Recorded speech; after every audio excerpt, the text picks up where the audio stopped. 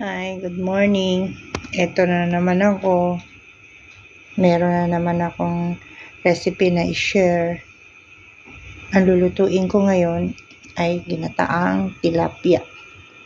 Ito yung mga ingredients. Malalaking tilapia. Pechay. Yan, pechay. Sibuyas. Bawang. Sili. At saka luya. At syempre, ang gata.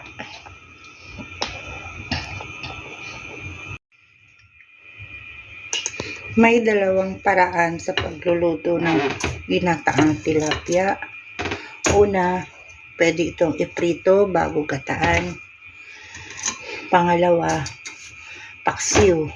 Paksiw muna bago gataan. Mas pipiliin ko ngayon yung paksiw. Ilagay sa kawali yung yung isda. Pagkatapos ilagay yung sibuyas.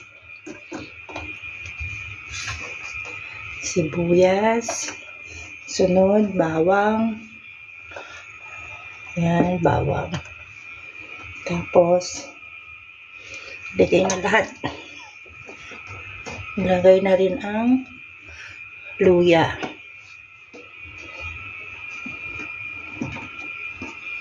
Yan, luya, ilagay na yan lahat. Paksiw ito paksiw muna. Tapos, sili. Yan.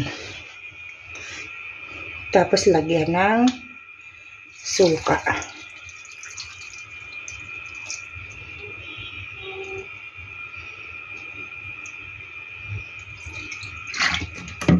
Lutuin muna. Mahina lang ang apoy. Okay. Nagluluto. Habang niluluto yung isda, paksiw, lagyan ng asin. Ito yung Himalayan salt. Yan. Asin. Pagkatapos, pepper.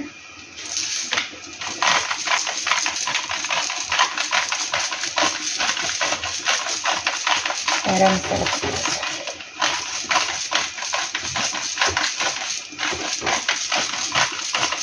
Yan.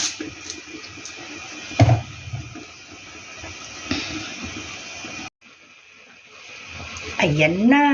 Luto na ang paksiw. Ilagay na natin ang tangkay ng pechay.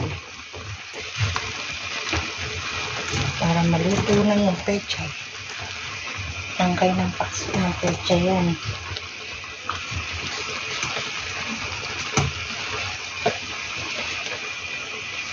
Tapos, ilagay ang gata.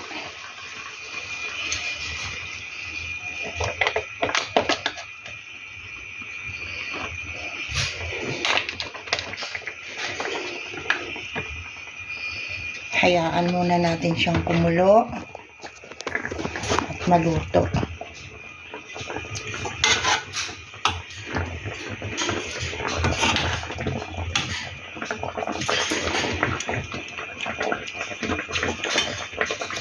Lutuin muna ulit natin. Takpan. Hayaan muna siyang maluto yung pechay bago ilagay yung dahon. Ayan na siya, luto na. Ilagay na natin ngayon ang mga dahon ng pechay.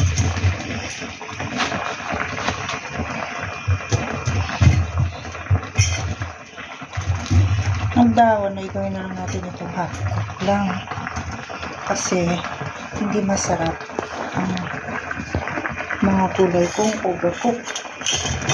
Kaya half cook lang siya. Ilagay natin sa gilid. Para maluto siya. Masarap.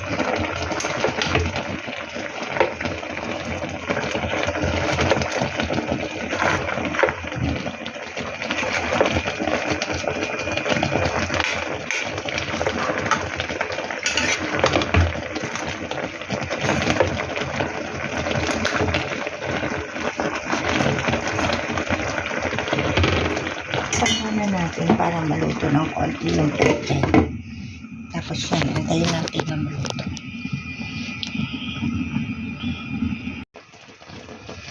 Ito na, ang finished product ng aking recipe. Ginataang tilapia. Yan yan. See you next recipe. Bye-bye.